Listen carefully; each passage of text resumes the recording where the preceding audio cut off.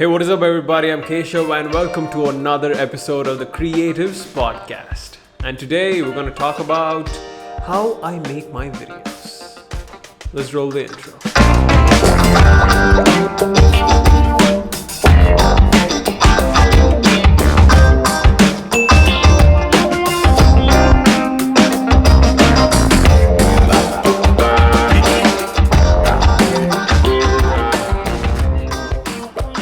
So today, before we start today's podcast, I'm going to give you a heads up, a warning, and tell you that I have a bad cold. So I'll be doing a lot of this and achoo and all that thing, sneezing, coughing probably. I think I don't have a cough, so I'm not sure about that, but I'm going to be sneezing a lot.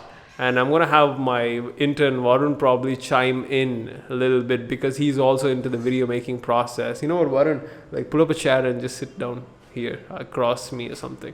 And yeah, because he's into video. And this podcast is going to be about how I make my videos and my process for making videos. So here's how I'm going to approach this thing. I'm going to segregate my video making process into 3 sections. One would be my typical easy YouTube videos. So these are these vlogs, these are these little videos that I make for YouTube. And the second bit will be explaining the process of me making slightly more planned YouTube videos, which involve a lot of pre-production process, planning and scripting, and doing a lot of pre-prod and those kinds of things. So that one is going to be my easy YouTube videos. 2 is going to be my slightly more planned, well-produced YouTube videos, and 3 is going to be my client work or videos that I make, like short films or videos that I make for my clients and stuff. And I usually don't do the third one a lot these days, but I'm slowly getting back into it because the third one is a lot harder to do and takes a lot of time, effort, money, and energy to do that. So anyways, yeah, let's get into this thing. So the first one, before that, I saw a question. As usual, again, I'm going to be reeling you guys into the podcast with your questions on making videos. I've posted a post on Instagram asking for people to post their questions on what they want to know about my video making process, video making process. This is what happens when you read the comments and talk at the same time. So yeah, and let me see. Wait, I had a question before, which I don't know who asked that. Wait, let me get that in. Okay, where is that question? It was something like, yeah, I got it. RT_ASS_KP. So artsy_, yeah. We're gonna probably we need to censor that, Varun. Yeah, not exactly the most PG-13 username right there, but yeah. Anyways, he asks, how did you find your editing style and your advice on it? I want to talk about this thing first because finding my inspiration for making videos is probably the most important thing, to start with. And my inspiration for making videos is coming from my love for filmmaking and my love for cinema and movies. And the kind of cinema that I really like is not the kind that most people like the art house. So what do you call that? The what do you call those things? The high level stuff. Yeah, those are not the kind of cinemas that I like. The ones that are shown in film festivals and these art house cinemas, yeah, I don't like that stuff, man. Not my kind, especially the ones that comes like for the Oscars and all. Yeah, like I never usually like the top 1 to 3 Oscar films, like never. It's so boring, it's so slow for me. I'm more of the blockbuster guy. I like fast-paced cinema. I like this films that like films most people consume on a mass level. So these mass-produced Hollywood films, which are good. I'm not going to say every single one of them are good. Like most of them are really, really bad. But I really like the blockbuster cinemas. And I'll also on occasionally I like these very indie produced, what do you say, art house. Again, I wouldn't go there. These very, very specific movies with very specific storylines, and they're produced in a very specific way. They're produced for a very niche audience. I sometimes like those things too, but I usually don't like them. I don't have the patience to sit through and watch one of those films. And but I like films like Schindler's List, most of Steven Spielberg's films, a big inspiration on me. I like who else? To be honest, most people are gonna what crap on me for saying this. I really got into filmmaking because I really like the films made by Michael Bay. I know Varun probably is going like, what? I know Michael Bay is not the best filmmaker out there, but I really, really liked certain shots and colors that I saw on the movie Transformers when I was a little kid, and Pearl Harbor and stuff like that. And I was really, inspired to make films because I was a big fan of Michael Bay. Not anymore. Maybe, I don't know. If he makes good films, I'm all for it. But I don't really like the new Transformers that's going on these days. And anyways. So Michael Bay was an inspiration. Steven Spielberg, I love. Who else do I like? I like, who's that guy who directed Star Trek? J.J. Abrams, yeah. J.J. Abrams. I love George Lucas, the entire Star Wars series, stuff like that, man. The big stuff. The Raiders of the Lost Ark. Oh boy, like classic cinema with lots of action and blockbusterness to it. So those are my inspiration, and that's where I find my inspiration to make videos from. I try to incorporate that style into my videos, and that's what I try to do. So that's how I found my inspiration, and how I find my video style it's the same as how I find my art style, by looking at stuff that inspires me from life, from other artists, from other filmmakers and everything. So I just take those things that I like, put them all together, add my own flair to it, and boom, I get my own style. So that's how it goes. So anyways, let's get into the process of making videos, how I make my videos. Step one not step one. Let's get into how I make my YouTube videos, my simple, easy YouTube videos, how I do them. Those YouTube videos usually take me around about 1 to 3 days for me to produce. These days, it's just taking me 1 to 2 days, 1 to 1.5 days, because I really want to cut down my production time so that I can actually work on other projects for, that's other than YouTube. And that's my limitation, that's my constraint. 1 to 2 days, or these days I do something called the 1 day Monday, which means every single Monday I allocate the whole day to make a YouTube video. And some of the stuff that you've probably seen, like what do you say, 5 effective habits of an highly effective I'm murdering this 5 habits of an highly effective artist. So that video was probably made in like a single day. I did some touch up the next day, but it was mostly made in a single day. And for videos like that, what I do is, like, I come in the morning, I have an idea in my head. So I know how the video is probably going to pan out, and have some certain templates for my style, because my videos have certain kind of templates. I do a sort of an intro bit, which is probably me saying hi to the camera, or I imagine this filmic sequence of shots, that goes hand to hand, and probably explain the environment or the setting that I am in, or it's probably going to set up what I'm going to do next in the video. So I'll have that. So an intro section that is predetermined, and I think of that intro section. And after I've done with that intro section, I come in, I have that intro section in my head, I start shooting. Usually these videos that are quickly made is I just have a rough idea of how I want this video to go. Okay, let's say I wanted to shoot a video of me drawing something. Okay, I know the start, the middle, and the end. So the start would be probably me, deciding what to draw, what kind of ideas do I want to explore in this drawing. So the middle would be me drawing the thing, how I drew that thing, what were the guidelines, what were the steps, and all those things. And the end would be me finishing the drawing. So it's like a simple setup: the start, the middle, and the end. And this is probably known as the 3-act structure. It's a very commonly used cinematic technique. All the stories that you probably see can be, divided into 3 acts: the start, the middle, and the end. And there are other structures like the 5-act structure and stuff, but 3 acts, it's easy, it's simple. It's very helpful for young and beginning filmmakers.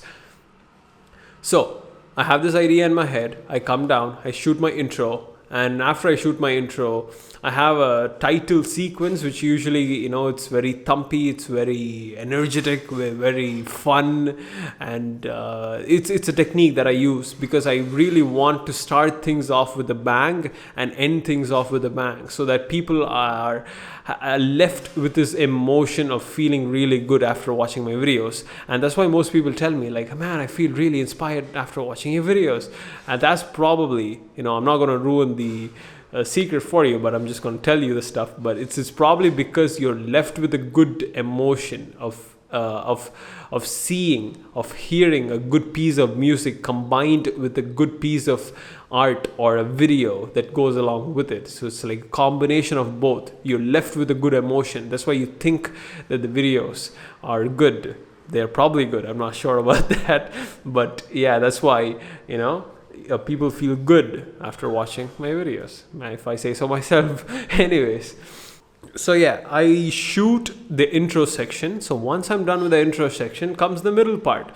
And the way I shoot is pretty much like, sometimes if I have a drawing video, right, like if it's just a video of me drawing, I just have a 2-shot setup, meaning I have one shot that's pointing at myself of me talking about the drawing, and another shot of me drawing the drawing. It's like a overhead shot or something. So I just edit back between these things, back and forth, and make the video. It's a very simplistic format that I use sometimes when I'm out of ideas, when I'm really tired, when I don't have time, when I need to get things done quickly. Example, if you go and look at my 10-minute, 1-minute, 10-second drawing video, it's a single 1-shot setup. Meaning the entire video is done. It has an intro section, which is a slightly bit more filmic, but the rest of the video is like one single shot, like it's an overhead shot, and I edit through those shots, and that's how I do it.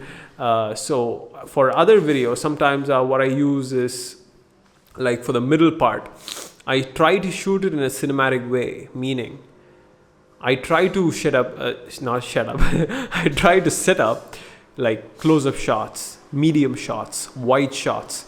Like wide shots, these establishment shots is what they are called, will allow you to get a sense of the space around you. If you want to let viewers in on the story that you're trying to tell, give them an establishment shot or a story or a piece of technique which will allow them to get into your setting, into your mode of storytelling. It allows them to get into that. And establishment shots is a one easy, cheap way to achieve that. Entire shot of the room, a shot of the person coming into the room, a shot of the person doing something, like a shot covering the entire person. And once you're done with the establishment shot, I use a mixture of other shots, like medium shots, or like shots that cover me from in a medium angle. This is very hard to explain in a podcast format. The best thing you can do is probably go Google shot formats or shot types on Google, and you can get a sense of what kind of shots are there. There's your close-up shot, your super close-up shot, your medium shot, your mid-close shot, your mid-long, your long shot, your super long shot. You've got these kinds of shots. These are stuff that you learn in film school, by the way. And I use and mix these shots up, and I use combinations of these shots to shoot my drawings. And one of the videos that I really liked, where I really employed this technique well in a very short span of time, which was made in a day, it was called a video called, what is that, how I made my paper puppet, or I made a paper puppet. It was made for Inktober. I really, really love that video, especially the pacing, the editing, the way it flows. It's very fast. It has multiple shots in it. It's got a good story timing to it. Everything flows really well in that video. So you might want to go and check that video out and see for yourself. And yes. So, this is the middle section. So I have an intro section, a middle section, and an outro section of me going, again, cinematic, trying to reveal the thing that I've been working on for all this time, or trying to reveal the end point of a story. Where if I'm talking about something, this is the part where I reveal the conclusion of that story. So it's like a very simple, easy setup. This is what I do. And this is how my shooting process goes for my one-day video. So I'm almost done with the shooting by the afternoon or mid-afternoon. So once I'm done with my shooting, I'll probably import all the footages into my computer, and I use music to edit. That's what I use. I need some sort of a music to edit my videos too, because my videos are heavily music based. And the way I collect music is by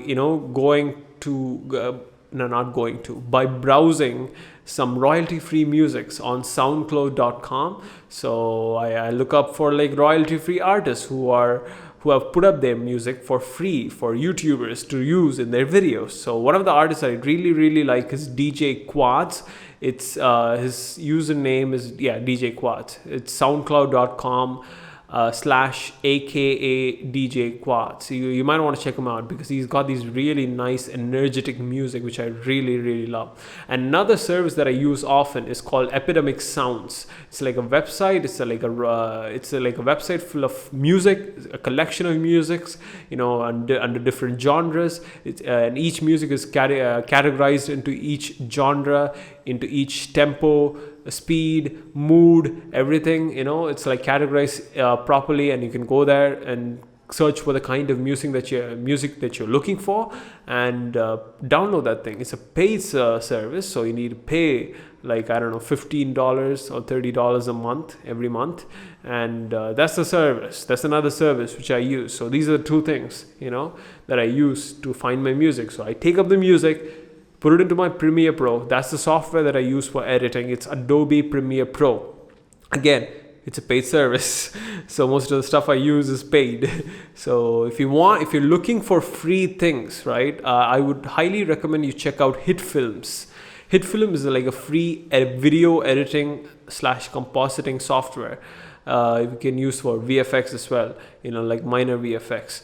And it's a beautiful piece of software, and every single time they release their new version of HitFilm, what they do is they make the old version of the software free for people to download. So I think HitFilm 4 or HitFilm 5 is available for download for free on their website. You just need to Google it. It's a software which is very, very similar to Adobe Premiere Pro, and that is a software which you can use. And I take these things in, edit according to the music. I have a start, a middle, and an end, and boom, I make the video. And the editing takes around 2 to 3 hours for me to edit. The video shooting process takes about like 3 to 4 hours.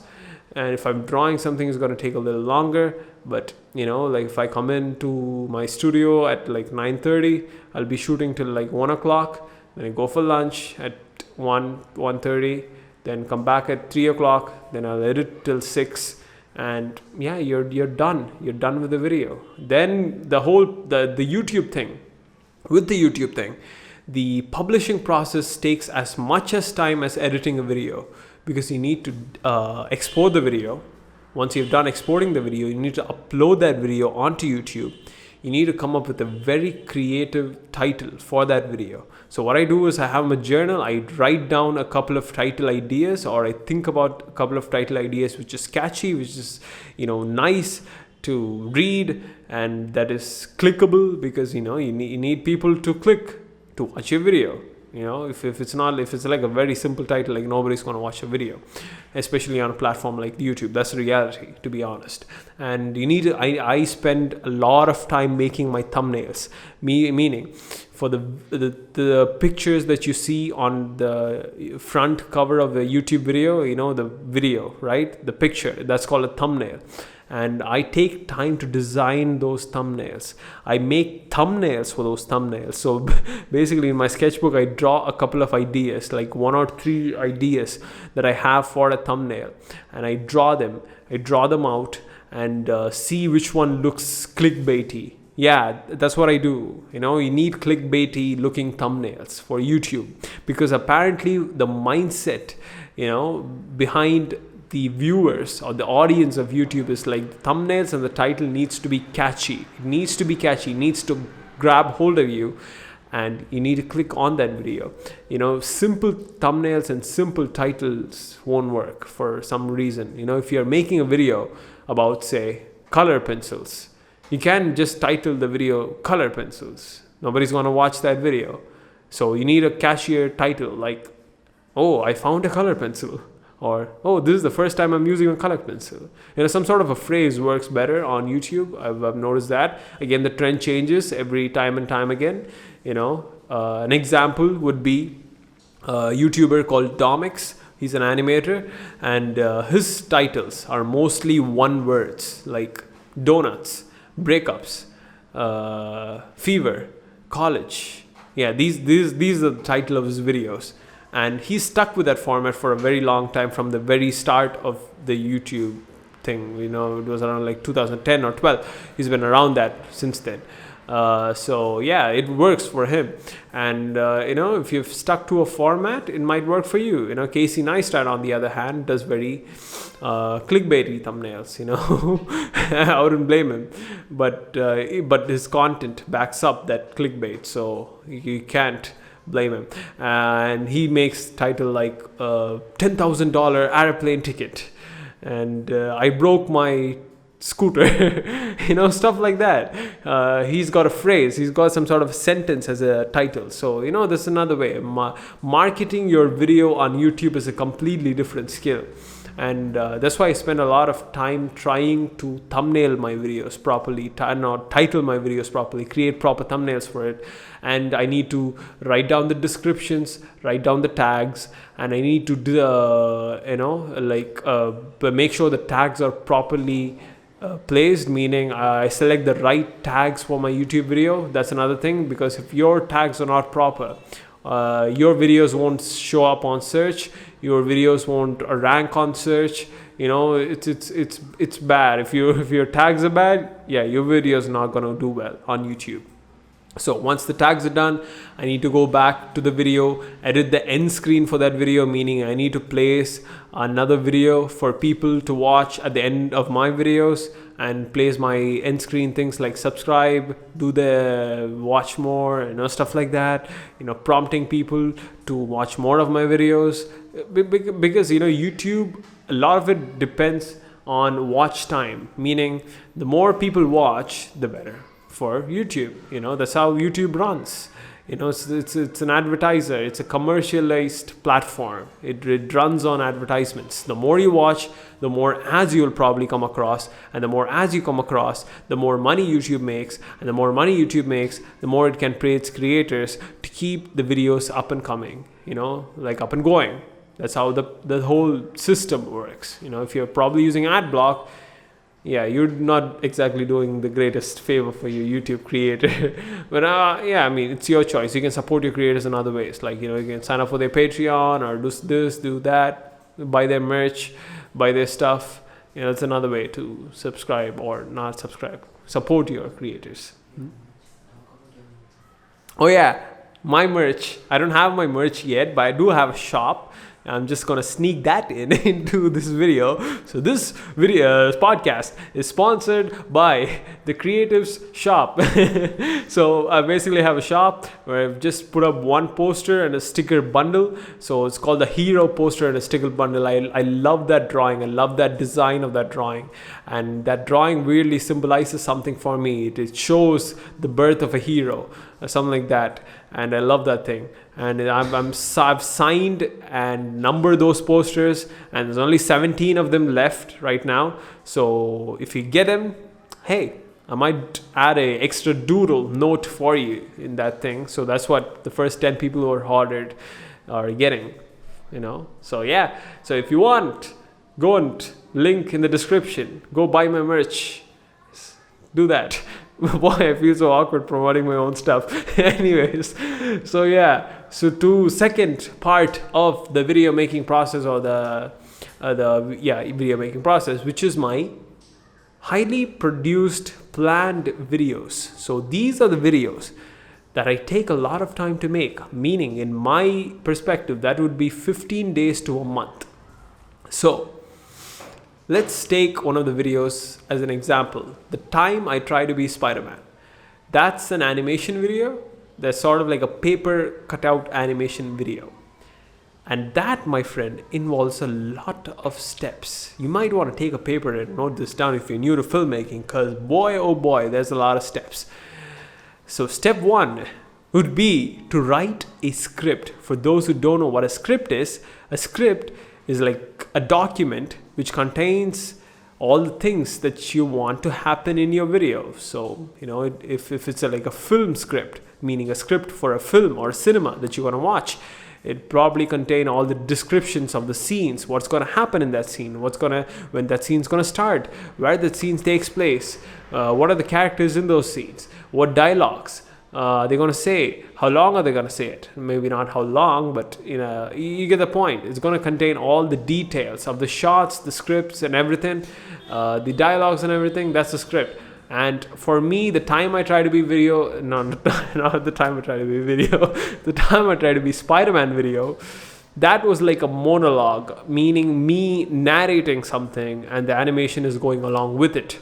So the script for that video was me, writing down my thoughts, my story on how I try to be a Spider-Man when I was a kid. Yeah, that's a true story. If you want to go and check that out, probably want to do that. So the script process for that video was like, I wrote down a couple of sections in my journal. So that's my first step of the script writing process. And this is also very similar to my client work. You know what? Yeah, this 2 and 3, because the time I tried to be Spider-Man video was like a very lot of effort, a lot of work. And it pretty much involves the kind of stuff that I also use for my client.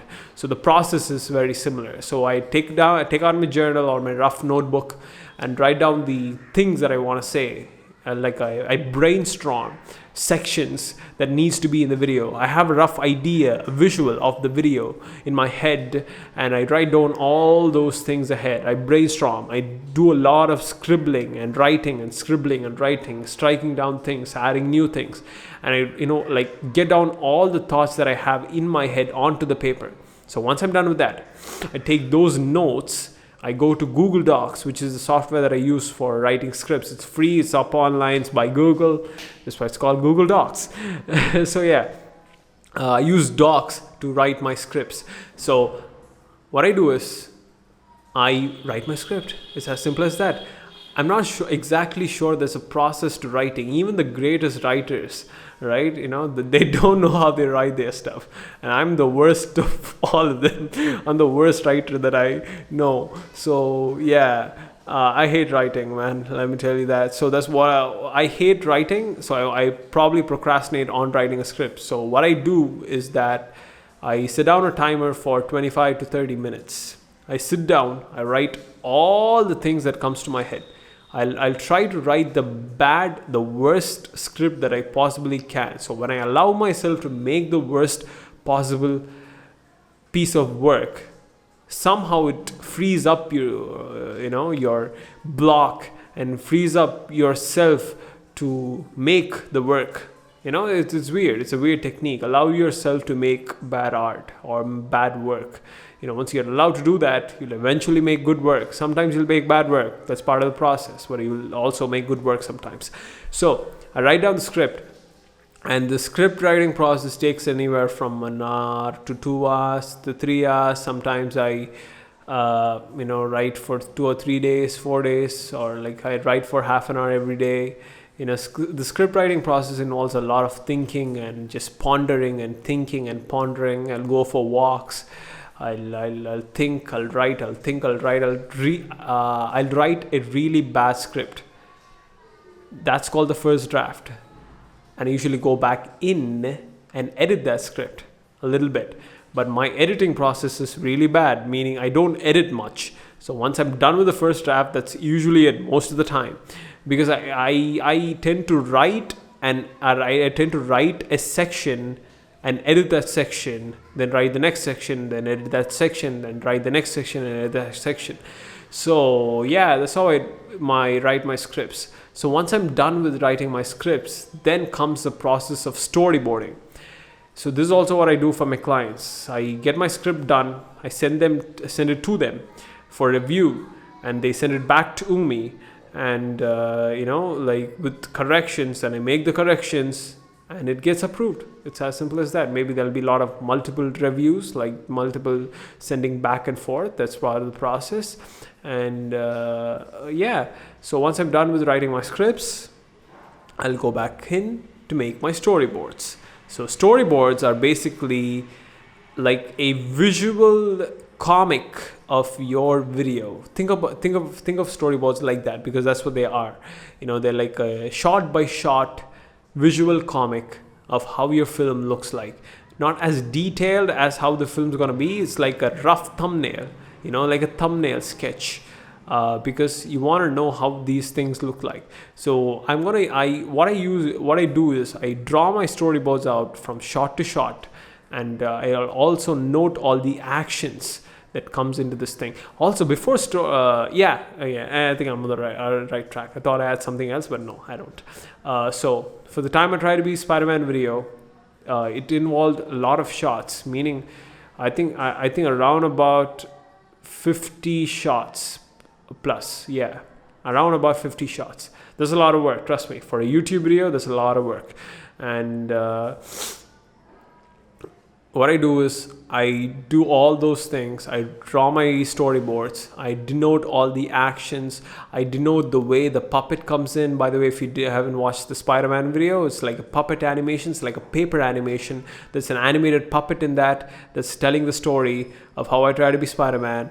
And there'll be also these drawing cutouts, the drawing puppets that come up and down, and it explains how the process goes. So once I have the storyboard done, these things, writing your scripts, developing the ideas, doing the storyboards, these all come under a part of the process under cinema called pre-production. So your cinema making, your film making, your video making process is divided into 3 steps: your pre-production, your production, and your post-production. So pre-production is where you prepare for making your film. Production is where you shoot your film. Post-production is where you put together all that you've shot together, add the VFX, the sounds, the music, the fonts, the graphics, the animation, everything. It's like a very simplistic version of boiling your cinema making process down to.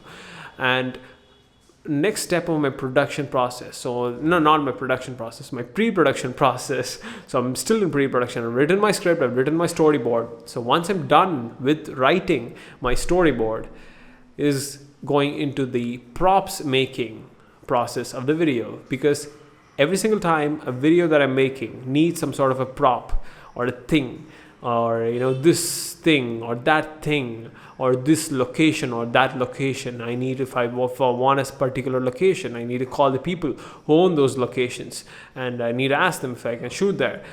Do I need a permit? Do I need to pay for shooting there? Do I need other people to be in my video? Then I need to call those people up and ask them if they, can you be in my video? Or if I need a cinematographer or an editor, I need to call those people up. I need to arrange for shots. I need to arrange for location. I need to arrange for people. If this is a budgeted video, meaning if it's a commercial project, I need to arrange for the budgets.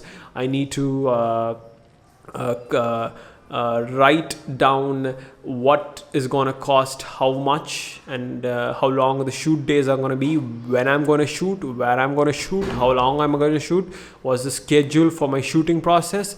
If I need an assistant, who's going to be my assistant, what are the things that he's going to take care of. Do I need equipments for this video? Okay, let me say a camera, or a tripod or a light or a specific set of equipments, like some sort of a microphone, some sort of a recorder. What do I need? So I need to arrange all these things after this part. And for the YouTube video that I made, like for my YouTube videos, the tools that I use are very simple. I made a video called My Art and Vlogging Equipment. You might want to check that out for a complete list of the tools that I use.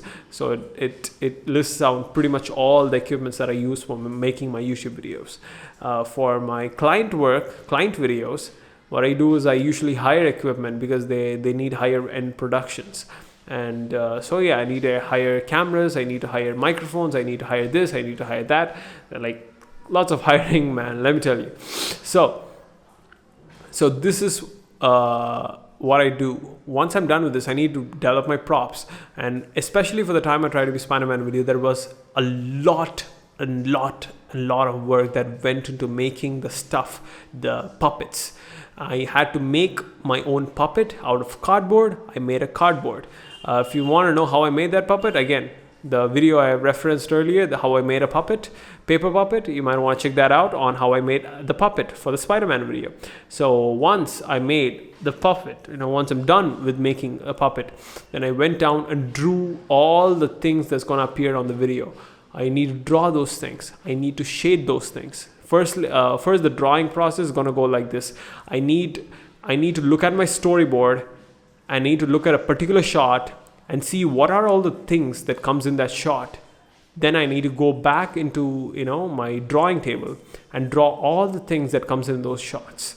So I draw with my pencil, I create a guideline, then I go back in with my brush pen to ink all those guidelines, then I go back in with my ballpoint pen to shade those things so that it creates a sense of depth. So once I'm done with shading those things, I need to cut all those things up by hand. I don't have any help. I need to cut all those things up by hand, and for that video I put all of these things on an ice cream stick. So I had to buy these ice cream sticks, and I need to stick in each and every single one of those drawings individually on an ice cream stick. Get a box, put them in, wait for them to dry, then use them. So yeah, man, that's a lot of work. Okay.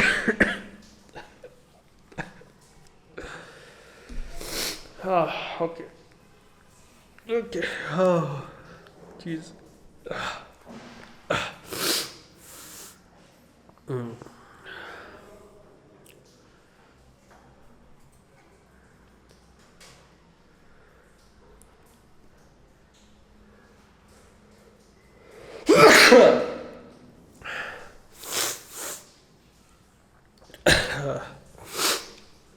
Okay, next step would be me sneezing, probably. I don't know.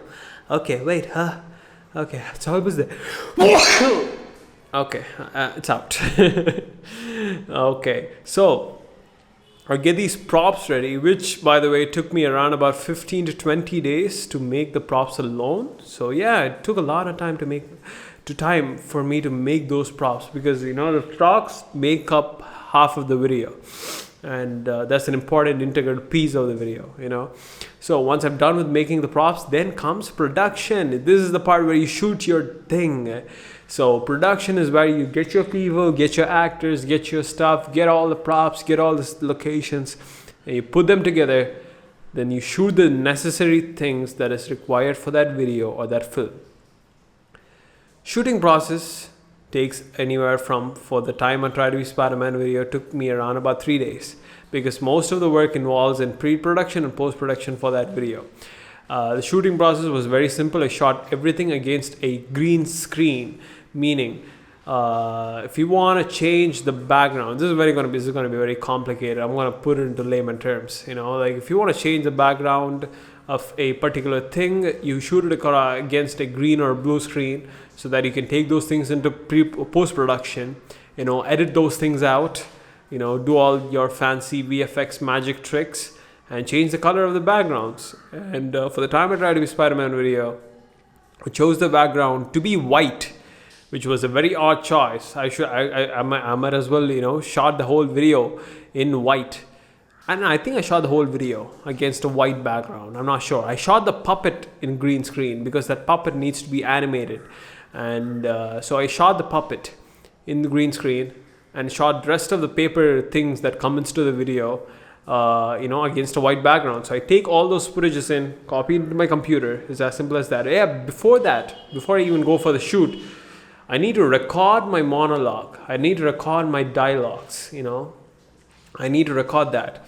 And I record my dialogues, I record my monologues. That involves a lot of takes. You need the environment to be silent because I don't have a very noise-proof studio. So boy, man, you need to wait sometimes, and sometimes you get the right take, but a car comes in and honks their horn and ruins the take. Stuff like that happens. Like none of these things, they never go according to plan. Like if you plan like for 10 days of production, it goes up to like 12 to 15 days. And if you plan like this thing is going to take this much time, it's going to take more time than that. So but weirdly, it reminds me of my love for my filmmaking process, because these things take a lot of effort and time, and you absolutely hate and dread the process. But at the end, when you see the whole video, right, the whole movie, it feels so good. It feels so good, and you want to do that again, even though if it's a bad experience, eventually you will learn to love them, right? That's how it goes. But it's usually always testing you all the time. If you're making a video for YouTube, if you're making a video for a client, or you're making a short film, it's always going to test you all the time, right? So anyways, the next step is shooting. So once I'm done with shooting, I take all those things into post-production. If it's a client work which involves a lot of actors, but if it does that, then it's a more detailed process, and I need to organize those actors. I need to get to set on time, on schedule, and I need to make sure other people are on there, on the set on time. I need to make sure the camera, equipments, other stuff is working properly. That's why an assistant comes in handy, because it allows you to focus your energies on the creative side of the process, and the assistant will probably take care of other things like the set location, the permit, the schedule, the budget, the money that's being spent on set during production, everything. So yeah, it's a big thing when it comes to client work, especially when it comes to live action shooting. But most of my work usually involves me doing some sort of like a VFX, graphics, puppet animation type dealio. So most of my work involves most of my work starts and ends within a room. So that's good for me, but that's also bad for me. I don't get to go outside and experience the world. So that's another thing. So anyways, so once you're done with shooting, then comes the post-production. This is where you edit your videos, you add the VFX, the graphics, the music, the sound, and export the video or the film. The time I try to be Spider-Man video, most of the work involves in the pre-production and the production process, the post-production process. The production process is very simple. It's very minuscule, like 2 or 3 days. That's it. The pre-production was like 10 days. The post-production was like another 10 days. So yeah, 15 to 10 days, something like that. And boy, oh boy, did I spend a lot of time for, the post-production process of that video. I had to do a lot of things. That video had a lot of moving elements. So I'm just going to mention a couple of those things.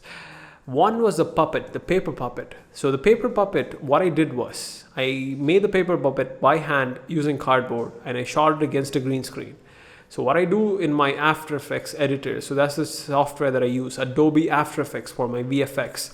So I remove the background, and that process is called keying. You might want to look that up on YouTube on how to key or how to shoot your videos in such a way that you can key your things. So what I need to do was I need to key out the background, take the puppet and put it against my white background. And what I also had to do was that paper puppet doesn't have a face. It just has 3 marks on the face.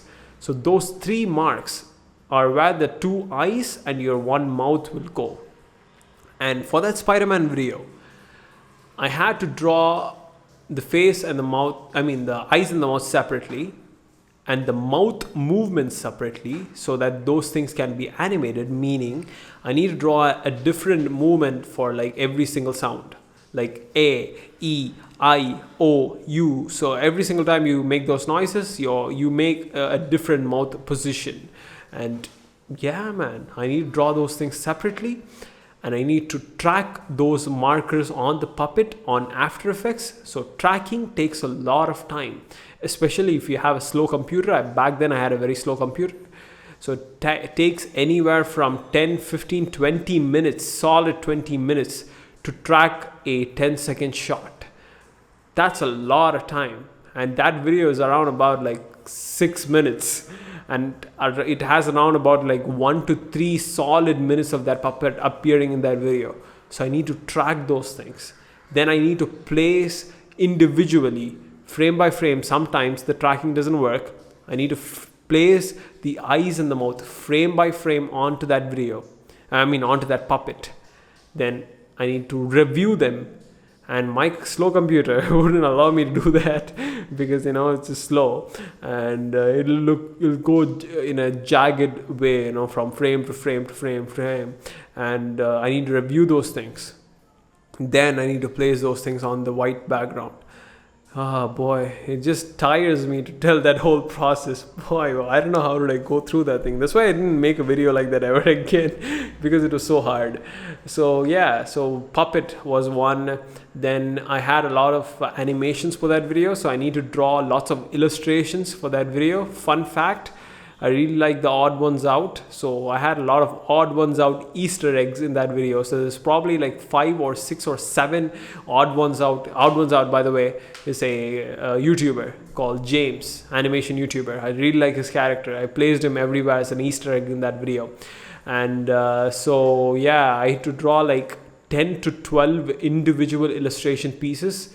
I need to manually draw them, ink them, shade them, take it into Photoshop, clean up the drawing, color them, again add values to them, and export them.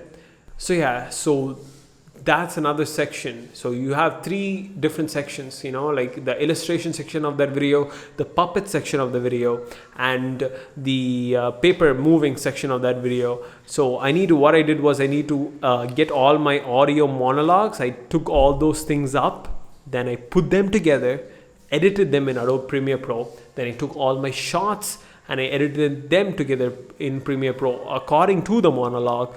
Then I need to take my After Effects files of the puppet moving, take that thing, put it on the top of the video. Then I need to take my illustrations from Photoshop as a layered file. It was made into layered files so that I can animate them. So I need to take those layered files, meaning those files have different layers for those who don't know. I need to take those layered files into After Effects, do all the animations, do all the moments, the keyframes, everything. And I need to take all of them together, put it together, and make the first cut. Yes, this is the first cut, people. This is the first cut. That's it. You make the first cut. So you'll give you a rough idea of how the whole video looks like. Then I need to go back in and re-edit the whole thing to make it more seamless, more clear, more nice to watch. All those things. So once you're done with that, you'll have the final cut, and that takes a long, like 2, 3, 4 days, like full days of work. And once I'm done with that, comes the more harder processes of the video, such as color grading. So I need to color these videos, meaning these videos don't look the way you see them. So if you're new to filmmaking and cinema, color grading is a process where you achieve a certain look, certain looking feel, visual feel for that video. So you manipulate the contrast, the brightness, the hues, the greens, the blues, the reds, the yellows. You manipulate all of them, you grade them shot by shot. Sometimes, one shot is in one color, another shot is in another color. It's a big pain in the freaking to, edit those things. To color those things. So I need to color every single thing individually, shot by shot. And that video has it looks like a 1-shot video, but that thing has about like 50 shots, 50 plus shots. I had video file footages that were around 107 GB for that project. So that's a lot of files, like shot by shot by shot. And also another thing I forgot to mention in the production process, if you're shooting something, you don't get it right in the first time. So you do something called takes. So you do take one, it doesn't come out well. You do another take. It comes out okay. You do another take. It comes out well. You do another take to see if you can better the previous take. You do lots of takes, and you need to really know your craft to make sure you get those things done within like 1 to 3 takes. So it's a big process. I think I'm getting annoyed at this point just talking about the whole process of making a freaking video. So anyways, you color grade those things. Let's get back to the post-production. You grade those things, you edit those things, you add the VFX, the mouth movements, you edit them in, you track the thing, you do all those things, you add the music, and voila, you click export, people. That's it. You're done. You're 90% done. You're 90% done. You're 90% done into the process. What am I saying? Why did I say it 3 times? You're 90% in your way, and you're almost there. The rest of the 10% comes into uploading the video, designing the right thumbnails, marketing that video, talking about that video, because marketing and distribution is just as big as making the video or the film itself in this day and age. Because you make something, the content usually speaks for itself. The content is king. The content is 80% of the way. The rest of the process is marketing. The rest of the process is distribution. When I uploaded that video onto YouTube after so much of work, right? I did all of this thing. I uploaded that video and it got 3,000 views. And it had 3,000 views for the next 3 weeks. You know how demotivating is that? Trust me, it was so demotivating. Trust me, that's how it is. It had 3,000 views. But the thing with these kinds of videos is that if you trust the process, if you trust in the content, if your content is good, if you have actually put in the work, things will eventually pick up. And that video eventually went on to gather about like 600,000 views. It has right now it has about like 570, something like that, 590 or something. I don't know. So that's how it goes. Sometimes your content is really good, but people won't come and watch that. It's as simple as that. And you cannot blame people, because just as much as the content matters, other things such as the time, the place matters. Like the people who are watching the video, they might have missed the video, or they might have had a video, something else in their subscription box that is more enticing to watch, that probably didn't take as much as time to make your video. Like it works like that. That's how YouTube works. It's a weird way. Some of my videos that have gathered like 1 million, 2 million views took around about a week or like a day or two to make. That's crazy. But that video is valuable to someone else, so you cannot judge those things. It's very hard. So what you can the only thing that's in your control is to like keep making stuff, putting them out into the world for other people to see, and hopefully the one that clicks will click, and you never know which one that clicks. So it's like a weird leap of faith. It's like the only price you're gonna pay is making sure that you're gonna stay in the process, and that's the only thing that you can guarantee. That's the only thing that you can control. And the rest of the stuff, like how many people will watch your video, how many people will see your video, depends on something else. So anyways, that's my video making process in a nutshell. I'm gonna go to the Q&A section of this video, answer some Qs. I'm gonna A your Qs. That's what I'm gonna do. And let's get into this, shall we?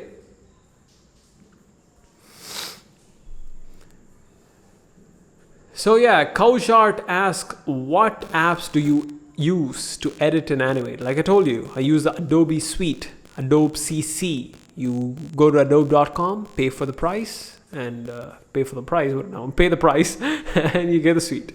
So I use Adobe Premiere Pro and Adobe After Effects as my main video making process softwares, and I use Adobe Photoshop for some animations from some graphics and stuff. And what else?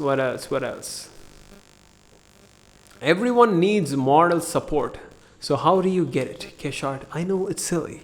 Asks Keshart Squad, underscore squad. Yeah, by the way, he's a squad member, so that's his handle. Everybody needs moral support. How do I get it? Sometimes I get it, sometimes I don't. Sometimes I look at the comments, that's morally supportive, but usually I've never been motivated by the comments. It really doesn't work for me. Sometimes it does. Sometimes, if a video does really, really well, that's motivating. And the most of my moral support is what I get from myself. I need to motivate myself. I need to tell myself. I need to go on YouTube to watch some motivation videos about staying in the process. That's all it is. That's the only moral support I get. Natural talentless, that's the name of the handle, asks, how do you find the time to make videos while also having the time to do art? Creating content feels like it takes up so much time, since you have to plan an idea, plan script, film and edit. Oh boy, natural talentless. You got a lot of talent in assuming what other people do, trust me, man, because that's totally right. That's an ongoing battle for me, to find the balance between art and film. How I came to a conclusion is that I'm going to live a long life, right? And I'm going to have patience in achieving the things that I want to do. So what I've done is, right now in my stage of life, I'm focusing on art and making art videos. So I'm going to make videos that are art based, and if I just focus on that for the next 1, 2, 3, 4, 5 years, I don't know how long, maybe I'll just focus on it for the next 6 months, then 1 year, who knows. And after that, I'll allocate a certain amount of time to make films. I have learned that you can do everything. You can do most of the things that you want. But the thing is, you cannot do all of them at once. So what you need to do is just do one thing at a time, one step at a time. You need to take something, you need to focus on that thing and do that. Again, you have another strategy of spreading yourself too thin and trying to do all things. That works. That rarely works, to be honest, for some people. And it's a strategy to be mediocre, at least in my opinion. I have my own things, there aren't many artists that make videos as well. So I've chosen my main one thing as making art and making videos. I've combined them into one package, and I'm trying to master that section. And I definitely know that I'm not going to be as good of an artist as a person who practices 4 or 5 hours a day and who doesn't make videos.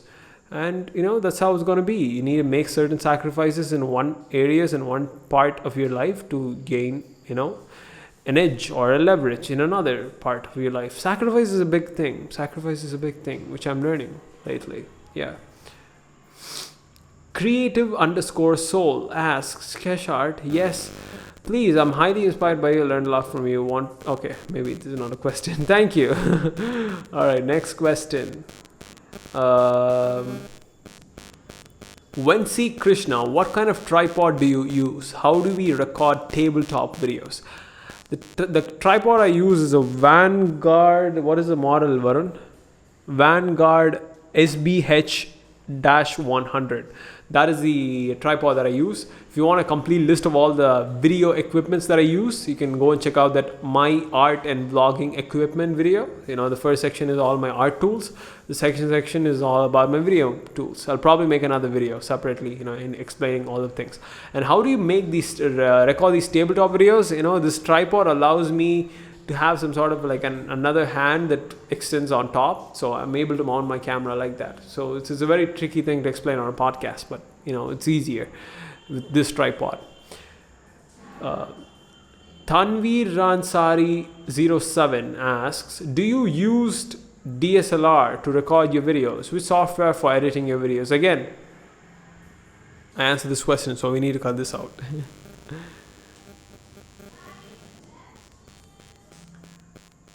Snehanis asks, Snehanis, if I'm pronouncing your name right, how do you make such good intros? I love them. I love your editing style a lot. Well, thank you, Snehanis. Really appreciate that. How I make my intros is I take inspiration from films. I I watch a lot of Edgar Wright films, so there's a lot of quick cuts in editing. So you watch your films. I try to replicate those things into my videos. Like YouTube is like a very homemade video platform, and when you try to bring inspiration from something as big as like cinema and filmmaking, you'll tend to appear a bit different. So that's a good thing as well, and that's how I do my intros.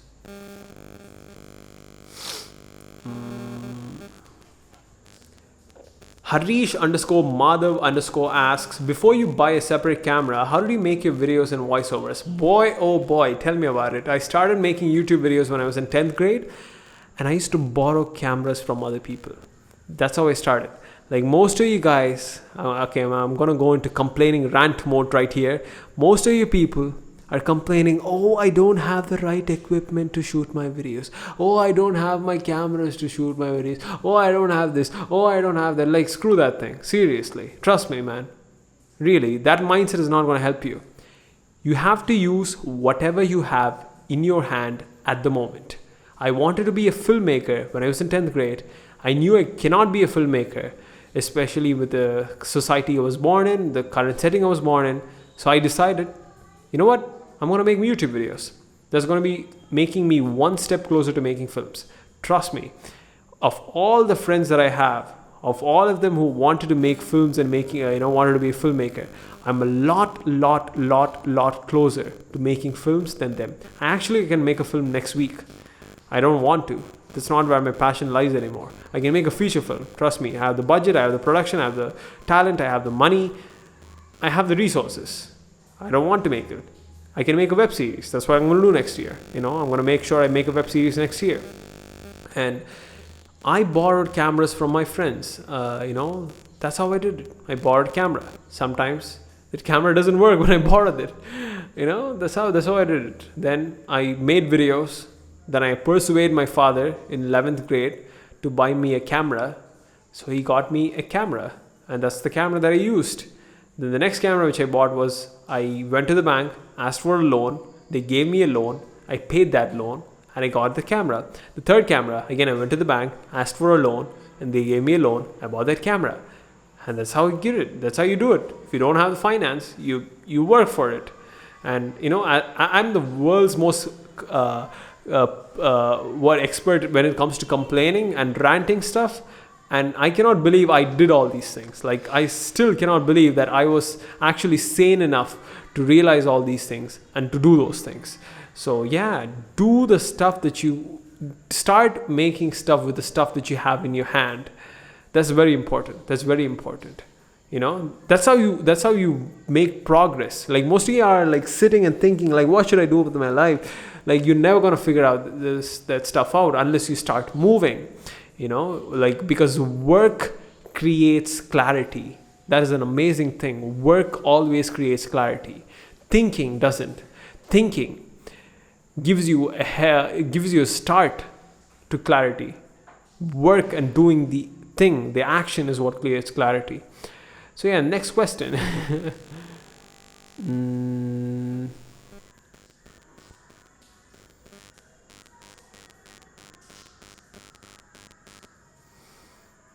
Okay, this is not a question. It's a thing. It's _me_Pranav10. He asks, will you make a superhero comic series or a web series for me, Cash? Okay, I don't think I'll make specifically for you, but it can also be for you. I'll be making a web series next year. That's the plan. I really want to explore cinematic filmmaking. And that's why I'm trying to streamline my YouTube video making process and everything. And I'm getting people on board like Varun to do other stuff for me. And, so that I have more time to make films. I'll probably be making a web series next year, like a 4, 5, 6, 7-part web series. It's going to be in my own native language, Tamil. And it'll have English subtitles. And it'll be up on a separate channel, which is going to be my film channel. And I also want to make these one-off films that I really want to make. I have these weird, crazy little ideas. In fact, Varun, we need to make some animations. I have some stuff that just popped up in my head.